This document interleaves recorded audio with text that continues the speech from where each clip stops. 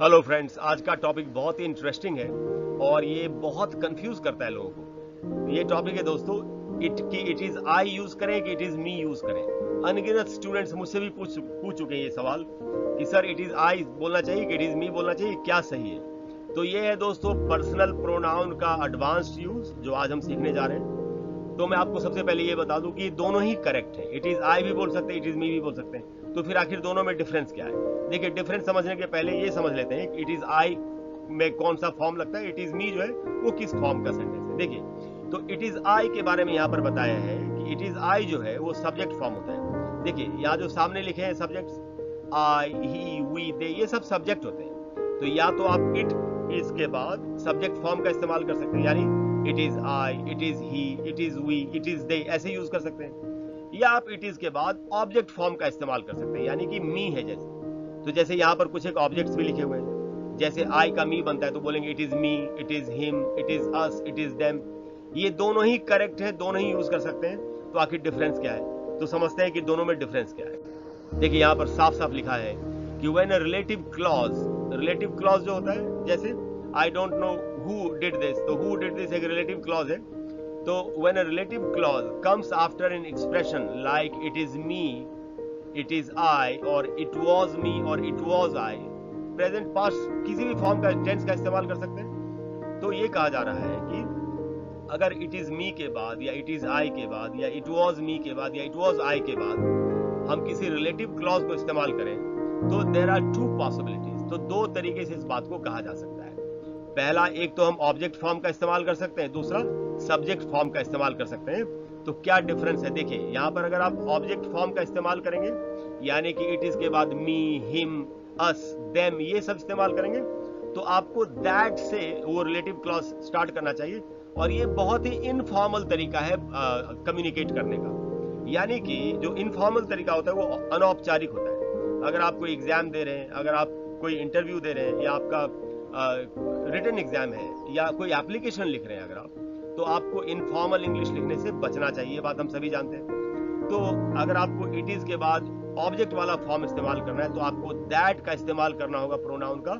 और कुछ एक एग्जाम्पल से इस बात को समझते हैं। जैसे कोई कह रहा है कि it is me that needs your help, कि भाई वो मैं हूं जो जिसको तुम्हारी मदद की जरूरत है, यानी मुझे तुम्हारी मदद की जरूरत है, ऐसा कोई कह रहा है। तो याद देखिए, इट इज के बाद मी का इस्तेमाल है जो कि ऑब्जेक्ट का फॉर्म है, उसके बाद दैट का इस्तेमाल किया।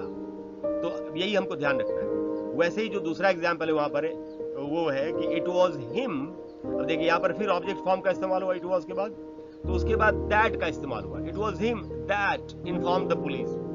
तो अगर आपको इट इज के बाद या इट वॉज के बाद ऑब्जेक्ट वाला फॉर्म इस्तेमाल करना, तो आपको दैट प्रोनाउन का इस्तेमाल करना है। अब हम आते हैं कि इट इज आई, यानी सब्जेक्ट फॉर्म को इस्तेमाल करेंगे तो कैसे बोलेंगे। तो देखिए, यहाँ पर है सब्जेक्ट फॉर्म प्लस हु।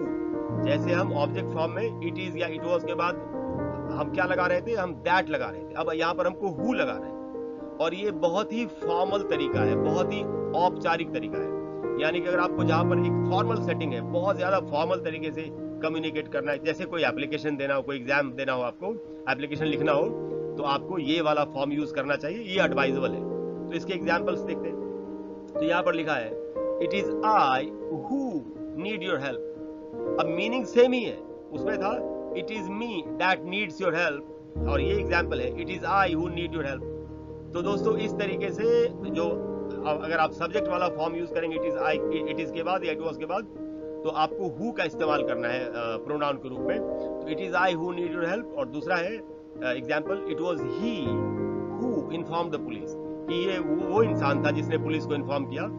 तो आप देख रहे हैं कि इट वॉज के बाद अगर ही लगाया तो हमको हु का इस्तेमाल करना है। अच्छा, तो यहाँ पर एक बात और बताई गई है कि we can avoid being too formal और too informal by using a different structure. अब मान लेते हैं कि आप बहुत ज्यादा इनफॉर्मल भी नहीं होना चाहते और बहुत ज्यादा फॉर्मल भी नहीं होना चाहते, तो एक दूसरा तरीका है इसी बात को कहने का, जिसमें कि आपको दिक्कत भी नहीं होगी और आप अपनी बात को बड़े आराम से कह सकते हैं, यानी बीच का रास्ता ले सकते हैं। वो क्या रास्ता है दोस्तों? जैसे ये जो सेकंड एग्जाम्पल है बी, कि it was he who inform the police, तो ये मैंने इट वॉज के बाद हमने सब्जेक्ट वाला ही फॉर्म लगाया ही, और उसके बाद हमने हु का इस्तेमाल किया प्रोनाउन का। तो आप इस बात को ऐसे कह सकते हैं कि ही वॉज द पर्सन या he was the one who inform the police. अब इसमें ज्यादा कंफ्यूजन भी नहीं है। हु इन्फॉर्म द पुलिस है वो रिलेटिव क्लॉज है।